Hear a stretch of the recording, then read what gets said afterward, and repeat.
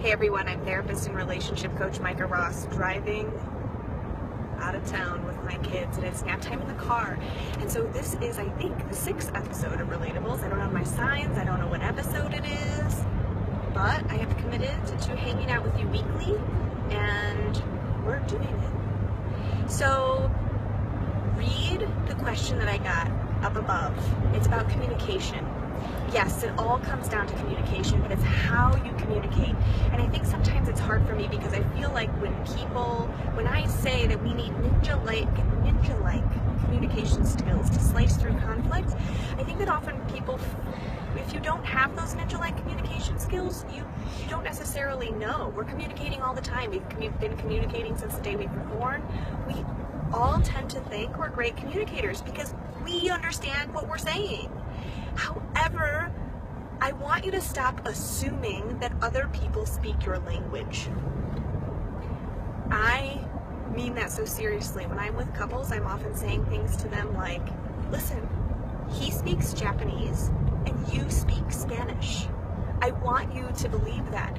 We're all communicating so differently on so many different levels, whether it's non-verbally, the amount of emotion that that is happening when we speak, what happens to our face when we speak, the volume of our voice, the tone of our voice, the words that we would use. For instance, if somebody who complains all the time complains about something, it's going to mean something very different, exact same words, than somebody who never has a complaint and says, I don't like that. Both people could say those exact same words and it would mean two very different things coming from those very different people. So what I see happening with couples in my office all the time is not that they're not communicating, but they're not clearly communicating verbally about the degree to which something bothers them. So you know the pain scales at the hospital?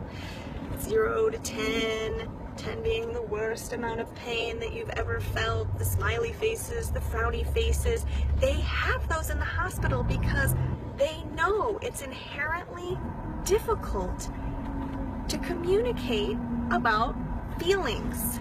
It's inherently difficult because you feeling really bad can mean something really different than me feeling really bad. And so we have to start to communicate about the degree to which we're feeling things. So for instance, I'm often decoding for people or helping them decode all of this. And sometimes I really just do use a 0 to 10 scale. And so for instance, yes, the lake. So for instance, when I have had people come in where one person has felt like they have clearly communicated their dislike for something over the years and doesn't feel heard, doesn't feel understood, doesn't feel like there's change, is starting to take all of that personally. Meanwhile, what I noticed is that the other person has no clue the degree to which that other person is feeling this way. And so when that person says, well, it bothers me, it really bothers me, and I say, 1 to 10, 1 to 10, how much does it bother you? And that person can say, 10.